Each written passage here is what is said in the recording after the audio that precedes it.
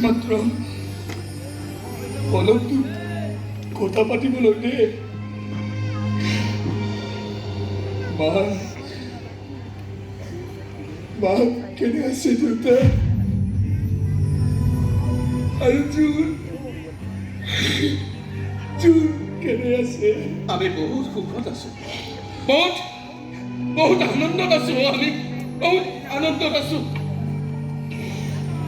মাক কবা দেউতা মই সোনকালে ঘৰলৈ যাম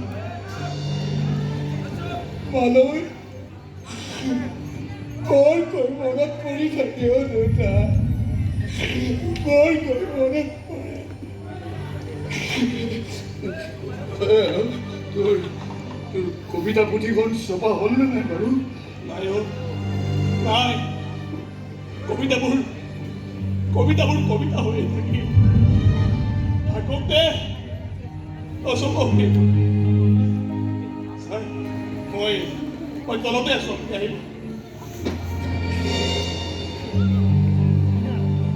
ভালকৈ থাকিবি আহো দে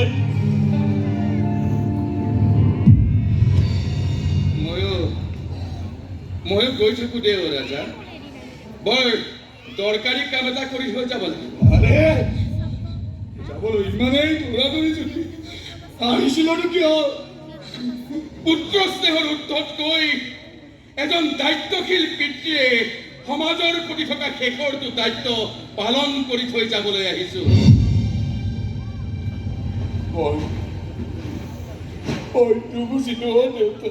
কথাৰে বুজাব নোৱাৰা কথাবোৰ সময়ে খুব ভালকে বুজাই দিয়ে সময়ে তোক খুব ভালকে বুজাই দিব মই গৈ থাকো দে গৈ থাকো ভালৰে থাকিবি শান্তিত থাকিবি কুশলে থাকিবি মই গৈ থাকো এই পাহৰিছিলো তোলৈ কিবা এটা দি পঠিয়াইছো ঐ মাৰে মায়ে দি পঠিয়াইছে কি দিছে দাদা কি দিছে গুড় আৰু নাৰিকলে বনোৱা টেকেলি পিঠা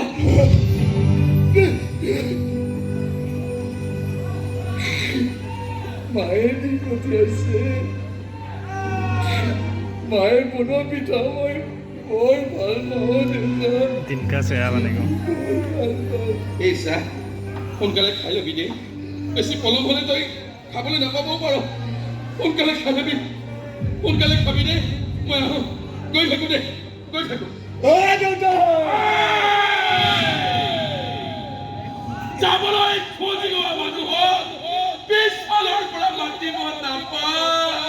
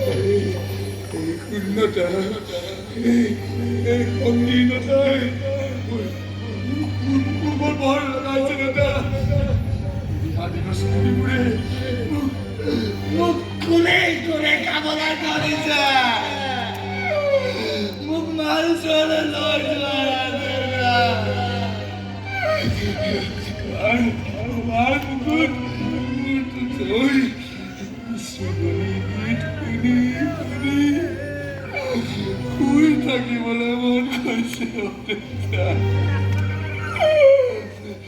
আকৌ দেউতা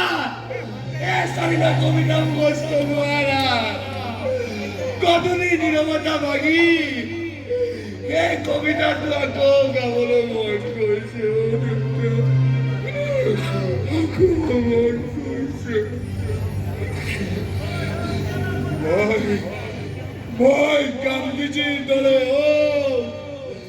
সদায় সত্য কথাই কওঁ অহিংসা পথেৰে জগত যেনে সত্য কথাই